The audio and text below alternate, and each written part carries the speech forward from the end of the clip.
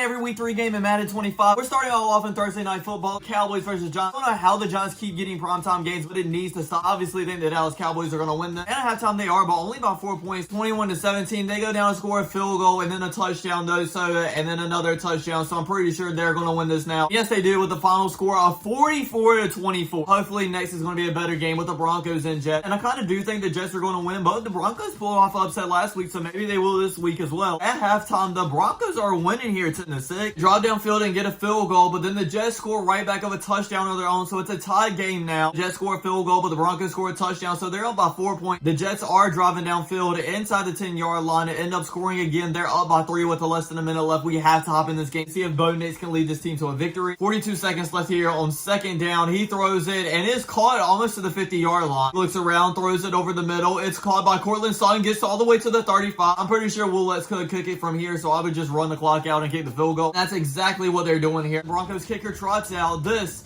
to send them into overtime. It's up, and it is good. So they are going to OT. Imagine if the Broncos pull off this upset as well. They do get the ball first, and if they get a touchdown here, the game is over. And it looks like they do. They did get a touchdown and end up winning 29-23. Are the Broncos actually good? So we have a crazy great game in the Packers versus Vikings, the NFC North rivalry game. Obviously, this isn't very important because it's in division as well, and both of these teams are looking great right now. At halftime, the Vikings are winning 21-17. Score another touchdown to be up 28-17, but the Packers do score right back. Score another field goal, tie game, but the Vikings can't be stopped. They score another touchdown, and then another one. Packers do get a touchdown. Less than a minute left. It doesn't look like they're going to get the ball, and actually they do. The Vikings just turn it over somehow. Honestly, not looking good for them, but who knows? We've seen crazier. He throws it up for grabs, and it's incomplete. 5 seconds left. Only time for one more play. I don't even know if he can honestly throw it that far. Throws it, and yeah, it's nowhere near the touchdown, and that is game. The Vikings end up winning this and move to 4-0 as they are still number 1 in the NFC North. Next, we have the Saints and the Falcons, another very important NFC South rivalry game. At halftime, the Saints are winning, but it's a very close game of 14-13. In the third quarter, the Saints do score again to be up by 8 points now, but then so do the Falcons. A tie game now with about 2 minutes left. Falcons go down and score another touchdown. The Saints need to score here, but they do not. They turn over to the Falcons. They kneel the ball and run the clock out as they win at 28-21. So they are tied for first in their division now. Speaking of the NFC South division, next up we do have the Tampa Bay Buccaneers and against the Philadelphia Eagles. I think this will actually be a pretty decent game. And at halftime, the Bucs are winning, but only by 7 points, 14-7. Eagles drive downfield and get a touchdown of their own, so tied game, but the Buccaneers score right back with a field goal. Then the Eagles score a long touchdown of their own, so 21-17. Now they're starting to rack these points up. Eagles get the ball right back and score a touchdown. Buccaneers try to respond with a touchdown, only down by 3 points now, but then the Eagles just run the clock out and they end up winning this game at 28-25. Another divisional game in the Jaguars versus the Texans, and the way the Jaguars have been looking in 0-3, I'm expecting the Texans to blow them out. Actually, at halftime, it is the Jaguars that are winning here 21-10. They score another touchdown and then another one. They are blowing the Texans out now 35-10 as the Jaguars win with a final score of 41-23. If that happens in real life, I'm actually going to be very shocked. We have the Steelers, who are actually 3-0 surprisingly, versus the Colts. I think this will be a decent game. This time the Colts are actually winning, but only by 1 point, 21-20. Steelers go down and score a touchdown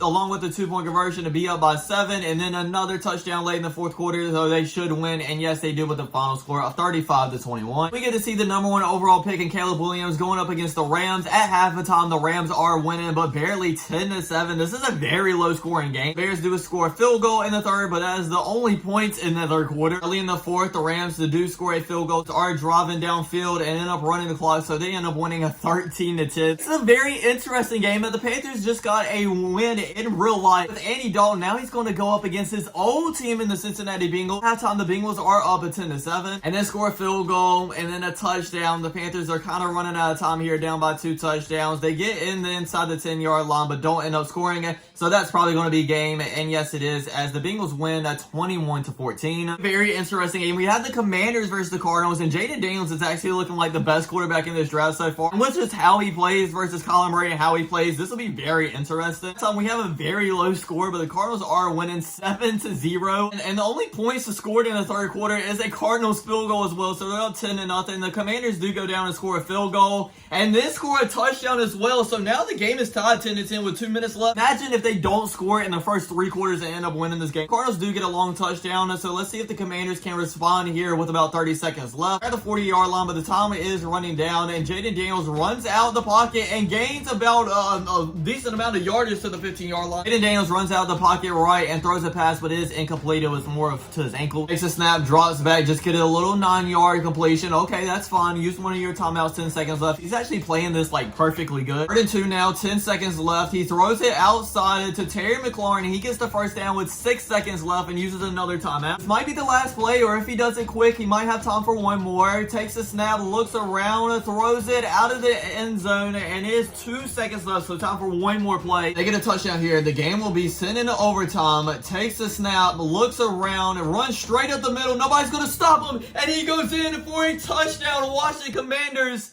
Okay, can you never do that dance again? Okay, now the whole team's joining in. Oh my god. Commanders get the ball first here in overtime. They drive down and end up getting a touchdown. So that is game. They end up winning with a score of 23-17 after not scoring in the first 3 quarters. Cardinals, how could y'all blow that, bro? We have a game I thought that wouldn't be interesting in the Patriots versus 49ers, but with the 49ers losing 2 in a row now, this might be entertaining. At time, the 49ers are winning 14-10. Go down and score another touchdown along with another field goal, so up by 14 points. The Patriots score a touchdown along with another win as well. It's a tie game here with 3 minutes left. Looks like the Patriots just got an interception or something, and they score another one. Okay, 49ers, you have to respond here. They do. It's a tie game with 2 minutes left, but the Patriots are driving downfield in field goal range, end up kicking the field goal. 49ers have to score at least a field goal here if they don't want to end up going 1-3 on the season. All right, Brock Purdy, let's see what you can do. Throws a little check down to Hughes. I mean, you're going to need to get a lot more yardage than that, and you don't have any timeouts too. The time is running out here. They have 8 seconds left.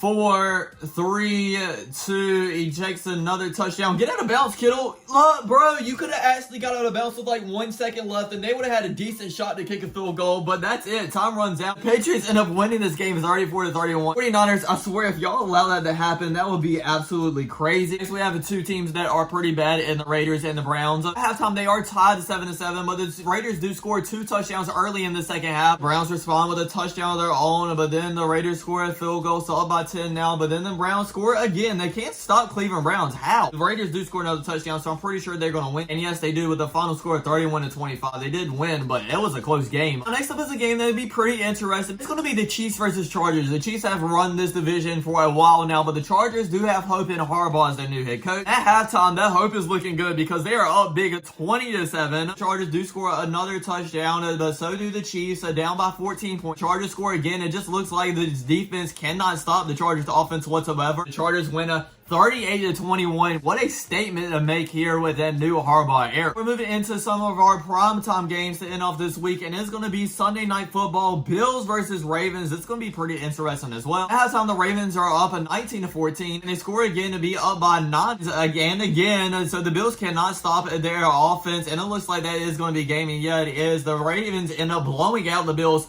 40-27. I honestly did not see that coming because the Bills have been looking excellent up to this point. On a Monday where we have 2 Monday Night Football games once again. Our first game is kind of crap. It was just the Titans versus Dolphins, and at halftime the Titans are winning only 7-6 now. The Dolphins go down and get a touchdown of their own without Tua, by the way. I did take Tua out of this game. Nobody has scored again yet inside of 2 minutes. The Titans go down and do score a touchdown, and it looks like we're going into overtime, ladies and gentlemen. The Titans do get the ball first, but don't end up scoring, so as long as the Dolphins score a field goal here, they will win, but they don't give it back to the Titans, and the Titans do end up scoring, so they end up winning at 20-14. Thankfully, our second Monday Night Football game is going to be good with the Detroit Lions versus the Seattle Seahawks, a 2-1 versus a 3-0 team. At halftime, it's a very close, low-scoring game. It's 7-7. Let's go down and score a field goal, and that's actually the only point scored in the third quarter, and actually might be in the whole second half. With a little more than 2 minutes left, the Seahawks go down and score a field goal, so a tied game now. Going into overtime.